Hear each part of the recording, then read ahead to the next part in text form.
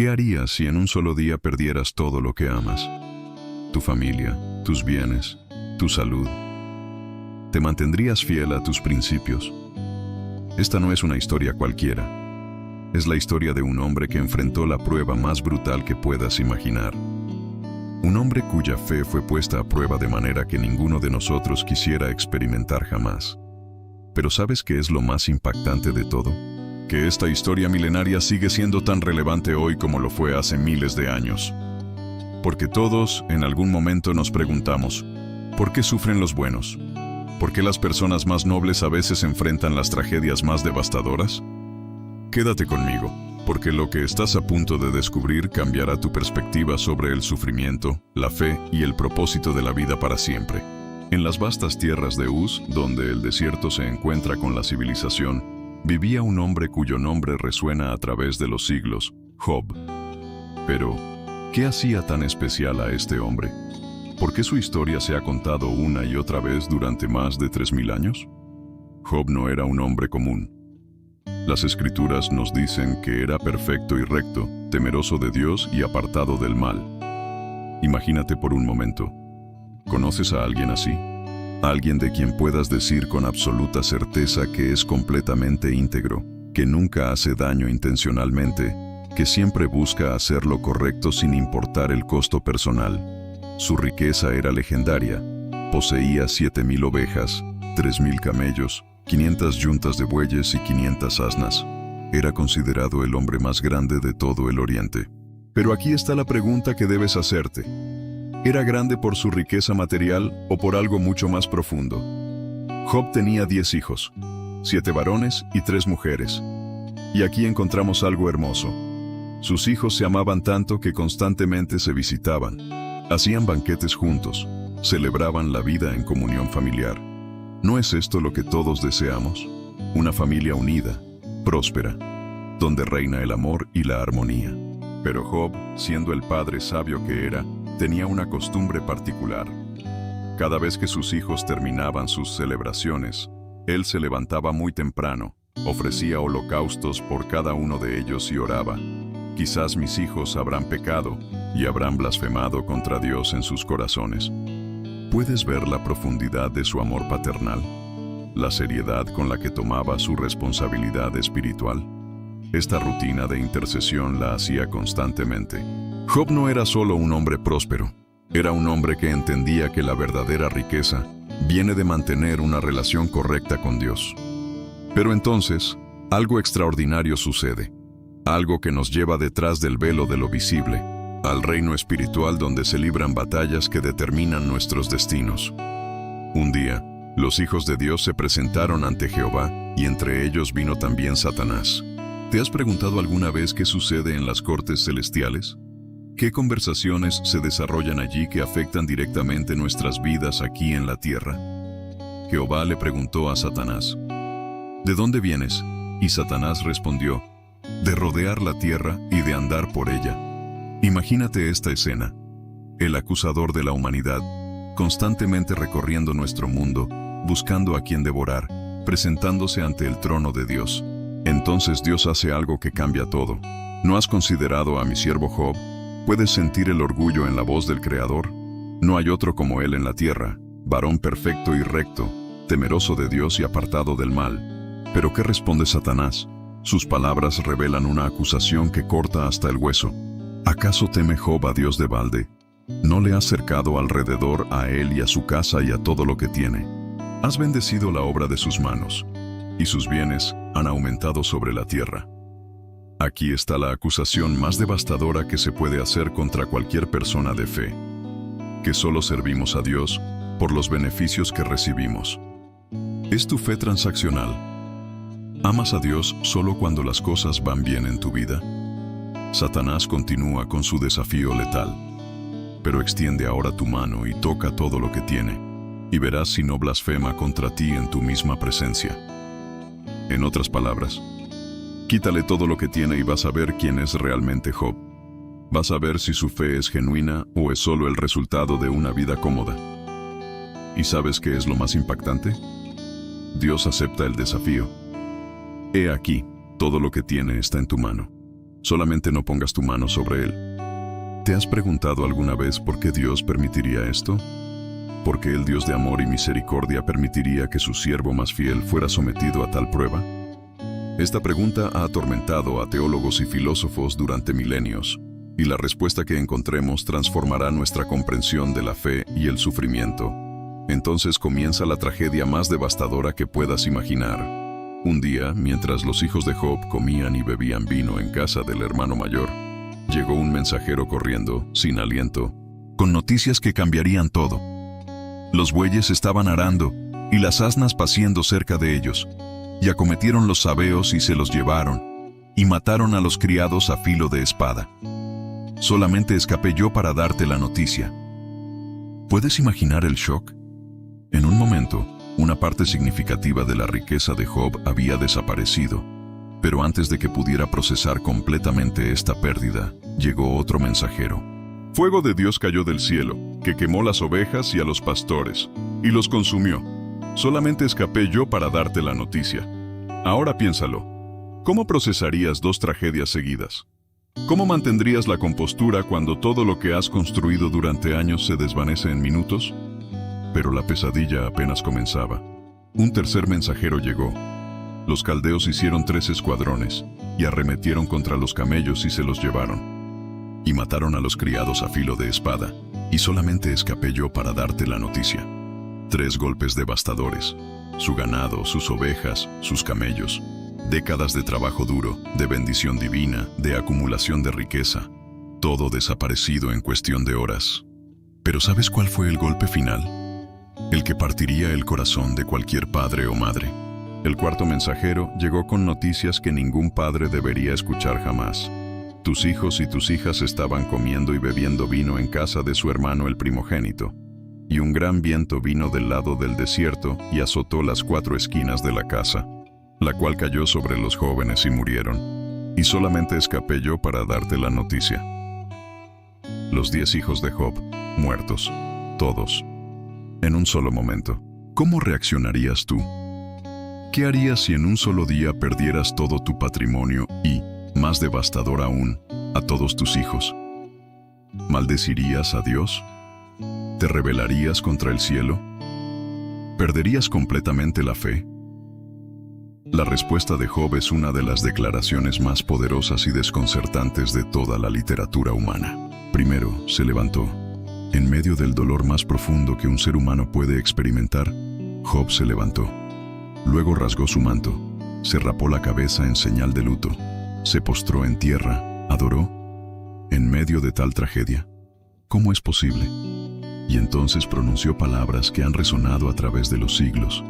Desnudo salí del vientre de mi madre, y desnudo volveré allá. Jehová dio, y Jehová quitó. Sea el nombre de Jehová bendito. ¿Puedes comprender la profundidad de esta declaración? En el momento más oscuro de su vida, Job reconoce una verdad fundamental. Todo lo que tenemos es un regalo temporal. No poseemos nada de manera permanente. Todo viene de Dios y todo puede regresar a Él. Las Escrituras nos dicen: en todo esto no pecó Job, ni atribuyó a Dios despropósito alguno. ¿No es esto extraordinario? En medio del dolor más intenso, Job no acusó a Dios de injusticia. ¿Pero acaso pensaste que la prueba había terminado? ¿Que Satanás se daría por satisfecho? ¿Que el acusador aceptaría la derrota? Los hijos de Dios se presentaron nuevamente ante Jehová, y otra vez Satanás vino entre ellos. Dios, con evidente orgullo en su siervo, le dice a Satanás: ¿no has considerado a mi siervo Job, que no hay otro como él en la tierra, varón perfecto y recto, temeroso de Dios y apartado del mal, y que todavía retiene su integridad, aun cuando tú me incitaste contra él para que lo arruinara sin causa? Pero ¿cuál fue la respuesta de Satanás? Una acusación aún más siniestra. Piel por piel, todo lo que el hombre tiene dará por su vida. Pero extiende ahora tu mano, y toca su hueso y su carne, y verás si no blasfema contra ti en tu misma presencia. La lógica diabólica es esta: cualquiera puede soportar la pérdida material e incluso familiar si mantiene su salud. Pero toca su cuerpo, hazle sufrir físicamente, y verás si su fe es real. Y Dios, incomprensiblemente para nosotros, permite esta segunda prueba. He aquí, él está en tu mano, mas guarda su vida. Entonces Satanás hirió a Job con sarna maligna desde la planta del pie hasta la coronilla de la cabeza.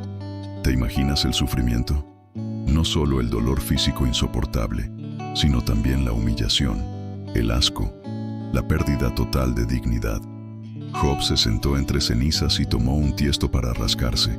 La imagen es desgarradora. El hombre más próspero del Oriente, ahora reducido a un ser humano sufriente, sentado en basura, usando fragmentos de cerámica para aliviar su picazón. Su esposa, viendo a su marido en tal estado, le dice: «¿Aún retienes tu integridad? Maldice a Dios y muérete». ¿Puedes sentir la desesperación en sus palabras? Su esposa había perdido a sus 10 hijos, había visto desaparecer toda su riqueza y ahora veía a su esposo reducido a un estado subhumano. ¿Para qué seguir luchando? ¿Para qué mantener la fe? Termina con esto de una vez. Pero ¿sabes cuál fue la respuesta de Job? Como suele hablar cualquiera de las mujeres fatuas, has hablado. ¿Qué? ¿Recibiremos de Dios el bien y el mal no lo recibiremos? Aquí encontramos una filosofía de vida profundamente madura. La comprensión de que la vida incluye tanto bendiciones como sufrimientos y que nuestra fe no puede depender solo de los momentos buenos. En todo esto no pecó Job con sus labios. ¿Pero crees que el sufrimiento había terminado? ¿Que ahora vendría el alivio? 3 amigos de Job, Elifaz temanita, Bildad suita y Zofar naamatita, oyeron de toda la aflicción que había venido sobre él. Se pusieron de acuerdo para venir a condolerse con él y consolarlo. Al principio, hicieron lo correcto. Cuando lo vieron de lejos, no lo reconocieron. Su apariencia había cambiado tanto que era irreconocible.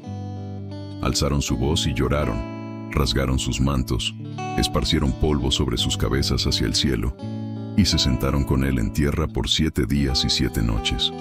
Nadie le hablaba palabra, porque veían que su dolor era muy grande. Este silencio inicial fue probablemente el mayor consuelo que le dieron. A veces, la presencia silenciosa es más poderosa que miles de palabras. Pero ¿qué sucede cuando finalmente rompen el silencio? Job, en su anguish, finalmente abre su boca y maldice el día de su nacimiento. Perezca el día en que yo nací y la noche en que se dijo, varón es concebido. ¿Has estado alguna vez en un lugar tan oscuro que desearías no haber nacido? Job expresa lo que muchos han sentido en sus momentos más desesperados. No maldice a Dios, pero sí maldice su existencia. ¿Por qué no morí yo en la matriz o expiré al salir del vientre? ¿Por qué me recibieron las rodillas y aquellos pechos para que mamase? Sus palabras revelan un dolor tan profundo que la muerte le parece preferible a la vida. Porque ahora estaría yo muerto y reposaría, dormiría y entonces tendría descanso. ¿Y cuál fue la respuesta de sus amigos? ¿El consuelo que esperaríamos? ¿La comprensión y el apoyo en su momento más vulnerable? Elifaz fue el primero en hablar, y sus palabras, aunque bien intencionadas, fueron como sal en heridas abiertas. Si probáremos a hablarte, te será molesto, pero ¿quién podrá detener las palabras? Luego viene la acusación implícita. Tu temor, tu confianza, tu esperanza y la perfección de tus caminos, ¿no es esto tu fortaleza? Recapacita ahora. ¿Qué inocente se ha perdido? ¿Y en dónde han sido destruidos los rectos? ¿Puedes ver la lógica cruel detrás de estas palabras? Elifaz está sugiriendo que lo que le pasa a Job debe ser consecuencia de algún pecado secreto. Después de todo, según su teología, Dios no permite que sufran los justos. Como yo he visto, los que harán iniquidad y siembran injuria, la ciegan. Por el aliento de Dios perecen, y por el soplo de su ira son consumidos. ¿Has experimentado alguna vez este tipo de consuelo? Cuando estás pasando por una crisis, alguien viene y te sugiere que debe ser tu culpa, que debes haber hecho algo para merecer tu sufrimiento. Job responde con una mezcla de dolor y frustración. Oh, que fuesen pesadas justamente mi queja y mi tormento, y se alzasen igualmente en balanza. Porque pesarían más que la arena del mar, por eso mis palabras han sido precipitadas. ¿Puedes sentir su frustración? Está diciéndoles a sus amigos, si pudieran pesar mi dolor y compararlo con mis palabras, verían que mi angustia es mayor que la arena del mar. Mis palabras fuertes están justificadas por el dolor que estoy experimentando. Luego hace una declaración que revela la profundidad de su sufrimiento. Porque las saetas del Todopoderoso están en mí, cuyo veneno bebe mi espíritu, y terrores de Dios se ponen en orden de batalla contra mí. ¿No es esta una de las experiencias más dolorosas del sufrimiento humano? Cuando sentimos que no solo estamos enfrentando circunstancias difíciles, sino que Dios mismo se ha vuelto nuestro enemigo. ¿Por qué no se me escondió desde la matriz, y no fui como aborto escondido, como pequeñitos que no vieron luz? El dolor de Job es tan intenso que la existencia misma le parece un error cósmico. Entonces Bildad, el segundo amigo, interviene con lo que él considera lógica irrefutable. ¿Hasta cuándo hablarás tales cosas, y las palabras de tu boca serán como viento impetuoso? ¿Acaso torcerá Dios el derecho, o pervertirá el Todopoderoso la justicia? Su argumento es simple pero devastador. Dios es justo, por lo tanto, si estás sufriendo, debes haberlo merecido. Si tus hijos pecaron contra Él los entregó en manos de su pecado. ¿Puedes imaginar escuchar esto después de perder a tus 10 hijos? ¿Que alguien te diga que tus hijos murieron porque pecaron? Zofar, el tercer amigo, es aún más directo en su acusación. ¿No han de tener respuesta a tus muchas palabras? ¿Y el hombre que habla mucho será justificado? Mas, oh, quien diera que Dios hablara y abriera sus labios contigo y te declarara los secretos de la sabiduría, que son de doble valor que las riquezas. Conocerías entonces que Dios te ha castigado menos de lo que tu iniquidad merece. ¿Puedes sentir la crueldad de estas palabras? Zofar está diciéndole a Job que no solo merece su sufrimiento, sino que merece algo aún peor. ¿Y cómo responde Job a estos consoladores molestos? Con una defensa apasionada de su integridad y una súplica desesperada por justicia. ¿Hasta cuándo angustiaréis mi alma y me moleréis con palabras? Ya me habéis vituperado 10 veces. ¿No os avergonzáis de injuriarme? Job se siente atacado no solo por sus circunstancias, sino también por aquellos que deberían consolarlo. Todos mis íntimos amigos me aborrecieron, y los que yo amaba se volvieron contra mí. ¿Has experimentado esta doble traición? Cuando no solo enfrentas una crisis, sino que también pierdes el apoyo de aquellos en quienes confiabas. Pero entonces, en medio de su dolor más profundo, Job hace una declaración que ha resonado a través de los siglos. Una de las afirmaciones de fe más poderosas jamás pronunciadas. Yo sé que mi Redentor vive, y al fin se levantará sobre el polvo, y después de deshecha esta mi piel, en mi carne he de ver a Dios, al cual veré por mí mismo, y mis ojos lo verán, y no otro, aunque mi corazón desfallezca dentro de mí. ¿Puedes comprender la profundidad de esta declaración? En medio de la pérdida total, del dolor físico insoportable, del abandono de amigos y familia, Job declara su confianza inquebrantable en que hay un Redentor que vive, que al final se levantará, y que él, Job, lo verá con sus propios ojos. Esta es fe en su estado más puro.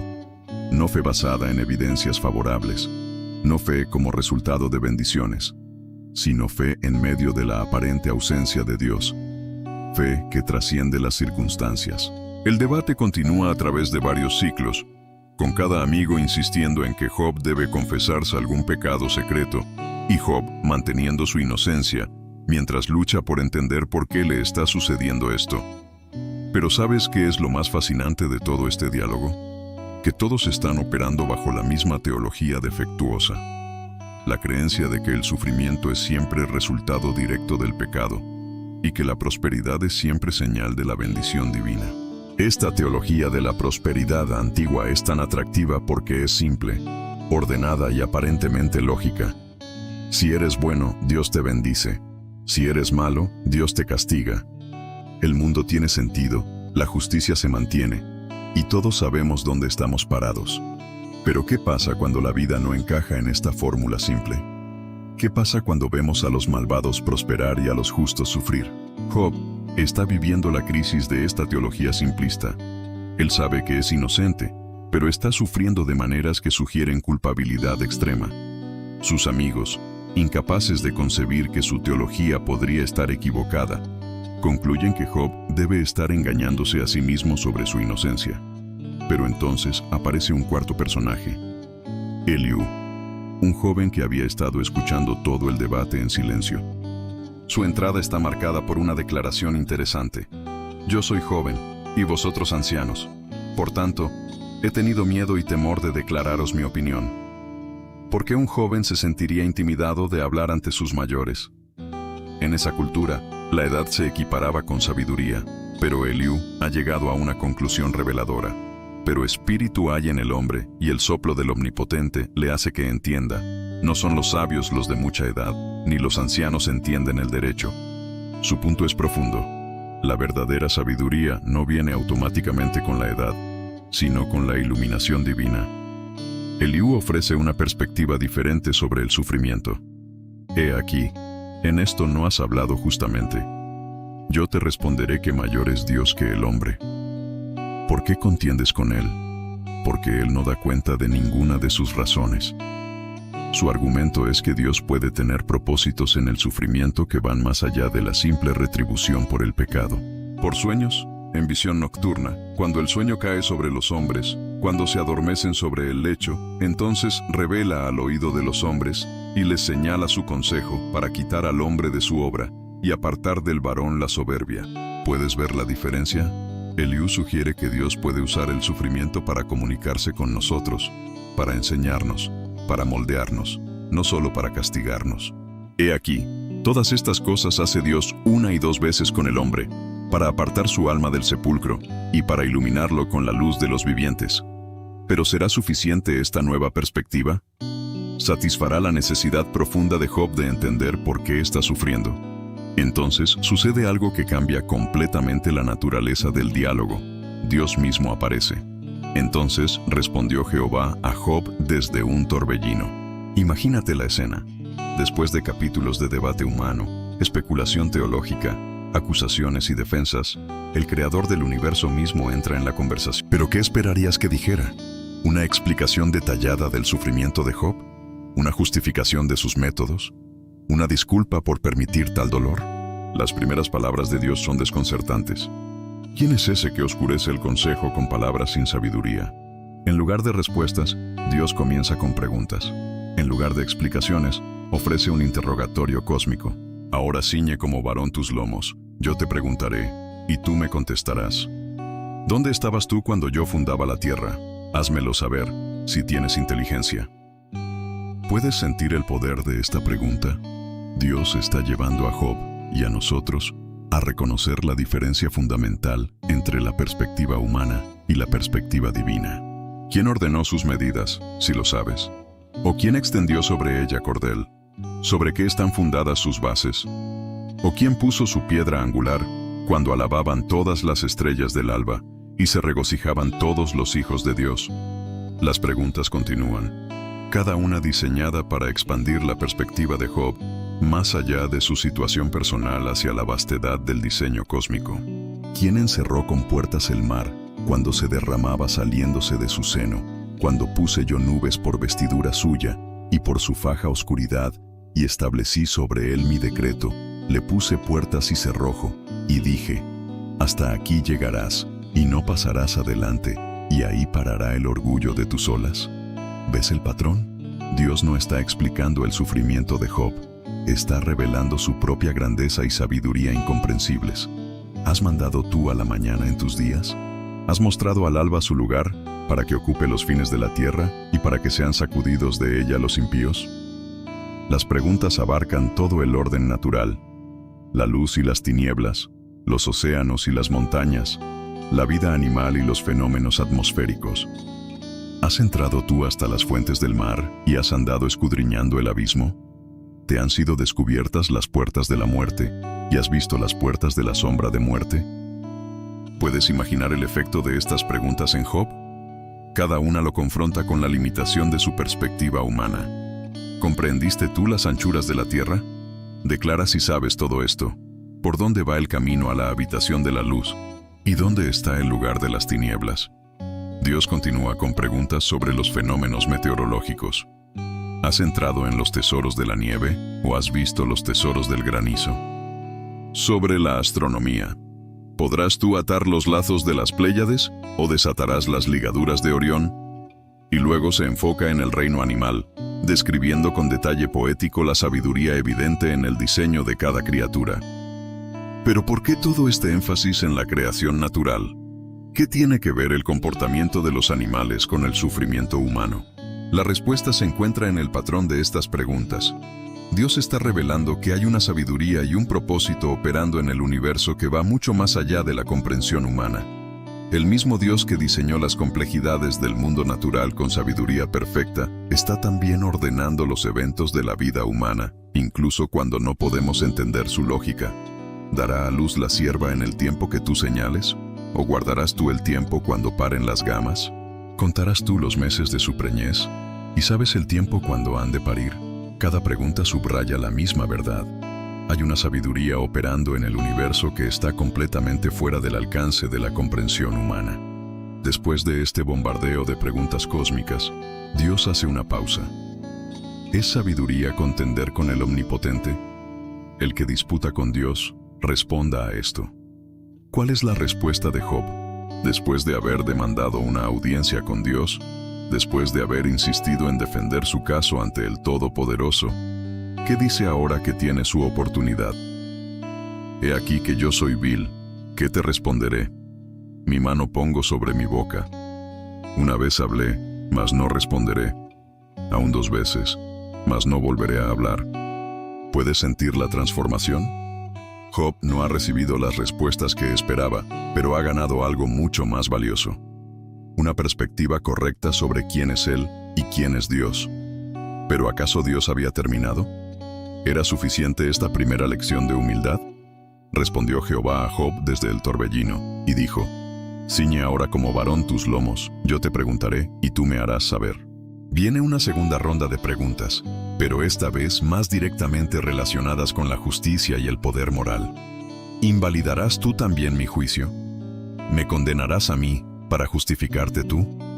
Aquí está el corazón del asunto. En su dolor, Job había estado implícitamente cuestionando la justicia de Dios. No había maldecido a Dios directamente, pero había sugerido que Dios no estaba siendo justo con él. ¿Tienes tú brazo como Dios? ¿Y tronarás tú con voz como la suya? Esta pregunta va al centro de la queja de Job. Si él cree que puede hacer un mejor trabajo administrando la justicia universal, que lo demuestre. Atavíate ahora de majestad y de alteza, y vístete de honra y de hermosura. Derrama el ardor de tu ira, mira a todo altivo y abátelo. Mira a todo soberbio y humíllalo, y quebranta a los impíos en su sitio. Encúbrelos a todos en el polvo, ata sus rostros en oscuridad, y yo también te confesaré que podrás salvarte tu diestra. ¿Puedes ver la ironía divina aquí? Dios está diciendo: si crees que puedes hacer un mejor trabajo siendo Dios, adelante. Administra la justicia universal. Castiga a todos los malvados. Humilla a todos los soberbios. Si puedes hacer eso, entonces reconoceré que tienes derecho a cuestionar mis métodos. Luego, Dios describe 2 criaturas misteriosas, Behemoth y Leviatán. Estas descripciones son fascinantes porque representan fuerzas poderosas en la naturaleza que están completamente fuera del control humano. He aquí ahora Behemoth, el cual hice como a ti, hierba come como buey. He aquí ahora que su fuerza está en sus lomos, y su vigor en los músculos de su vientre. La descripción de Behemoth sugiere una criatura de poder masivo pero controlado por Dios. Es él el principio de los caminos de Dios. El que lo hizo puede hacer que su espada a él se acerque. Leviatán es descrito como aún más formidable. ¿Sacarás tú al Leviatán con anzuelo, o con cuerda que le eches en su lengua? Pondrás tu garfio en sus narices, y horadarás con espina su quijada. Las descripciones continúan, pintando una imagen de criaturas tan poderosas que ningún humano puede controlarlas o domarlas. No hay sobre la tierra quien se le parezca, animal hecho exento de temor. Menosprecia toda cosa alta, es rey sobre todos los soberbios. ¿Cuál es el punto de estas descripciones? Si Job no puede controlar ni entender completamente a las criaturas que Dios ha hecho, ¿cómo puede pretender entender los caminos de Dios con la humanidad? Después de este segundo discurso divino, la respuesta de Job es completamente diferente de la primera. Ya no es solo humildad, sino transformación completa. Yo conozco que todo lo puedes, y que no hay pensamiento que se esconda de ti. ¿Quién es el que oscurece el consejo sin ciencia? Por tanto, yo hablaba lo que no entendía, cosas demasiado maravillosas para mí que yo no comprendía. ¿Puedes ver la progresión? Job reconoce que ha estado hablando de cosas que están más allá de su comprensión. No es que esté confesando pecado moral, sino ignorancia sobre la naturaleza de los caminos de Dios. Oye, te ruego, y hablaré, te preguntaré, y tú me enseñarás. De oídas te había oído, mas ahora mis ojos te ven. Esta es una de las declaraciones más profundas en toda la Escritura. Job dice que antes conocía a Dios de oídas, por tradición, por enseñanza, por teología, pero ahora lo ha visto directamente. Ha tenido un encuentro personal y transformador con la realidad de quién es Dios. Por tanto me aborrezco, y me arrepiento en polvo y ceniza. La palabra aborrezco aquí no significa odio hacia sí mismo, sino más bien una retractación completa de su posición anterior. Se está retractando de sus demandas de explicación, de su insistencia en entender los caminos de Dios. ¿Pero qué sigue después de esta transformación de Job? ¿Cómo termina esta historia extraordinaria? Dios se dirige a los 3 amigos de Job con palabras que deben haberlos sorprendido completamente. Mi ira se encendió contra ti y contra tus 2 compañeros, porque no habéis hablado de mí con rectitud como mi siervo Job. ¿Puedes imaginar su shock? Durante todo este tiempo, ellos pensaron que estaban defendiendo a Dios y condenando justamente a Job. Pero Dios les dice que Job ha hablado correctamente de él, mientras que ellos no. ¿Qué había dicho Job correctamente que sus amigos habían perdido? Job había mantenido que Dios es más complejo, más misterioso, más allá de la comprensión humana de lo que sus amigos querían admitir.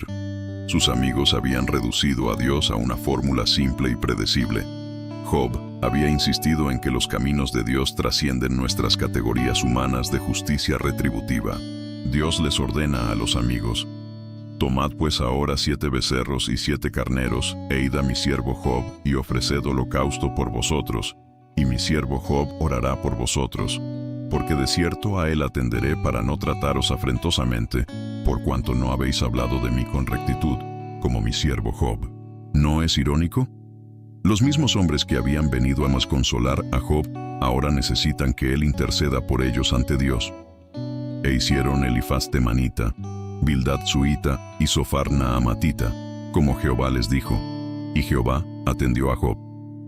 ¿Y qué pasó cuando Job oró por sus amigos? Y quitó Jehová la aflicción de Job, cuando él hubo orado por sus amigos, y aumentó al doble todas las cosas que habían sido de Job. ¿Puedes ver el timing de esto? La restauración de Job no viene cuando él finalmente entiende su sufrimiento. No viene cuando recibe respuestas a sus preguntas, sino cuando ora por aquellos que lo habían herido con sus acusaciones falsas. Hay algo profundamente hermoso en esto. La sanidad viene a través del perdón y la intercesión por otros, no a través de la comprensión intelectual de nuestro sufrimiento. Y vinieron a él todos sus hermanos y todas sus hermanas, y todos los que antes le habían conocido, y comieron con él pan en su casa, y se condolieron de él, y le consolaron de todo aquel mal que Jehová había traído sobre él. Y cada uno de ellos le dio una pieza de dinero y un zarcillo de oro. ¿Dónde habían estado todos estos familiares y conocidos durante su sufrimiento? Es interesante cómo las personas tienden a alejarse durante las crisis y regresar durante la restauración. Y bendijo Jehová el postrer estado de Job más que el primero, porque tuvo 14,000 ovejas, 6,000 camellos, 1,000 yuntas de bueyes y 1,000 asnas. Dios le devuelve el doble de todo lo que había perdido. Su riqueza material no solo es restaurada, sino multiplicada. Y tuvo 7 hijos y 3 hijas. Pero ¿notaste algo aquí? Recibe el doble de animales, pero el mismo número de hijos. ¿Por qué? Porque sus primeros 10 hijos no estaban realmente perdidos. Los volvería a ver en la resurrección. En el cómputo eterno, ahora tenía 20 hijos, no solo 10.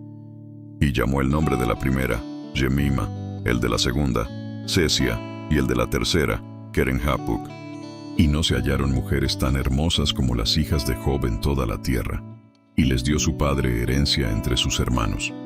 Es significativo que se nos den los nombres de sus hijas y se mencione su belleza extraordinaria. Esto sugiere gozo y celebración después del dolor profundo. También es notable que les diera herencia entre sus hermanos, algo inusual para esa época, sugiriendo una nueva apreciación por la bendición de la familia. Después de esto vivió Job 140 años, y vio a sus hijos, y a los hijos de sus hijos, hasta la cuarta generación. Y murió Job viejo y lleno de días. Si quieres escuchar más historias como esta, déjame en los comentarios cuál te gustaría que contemos.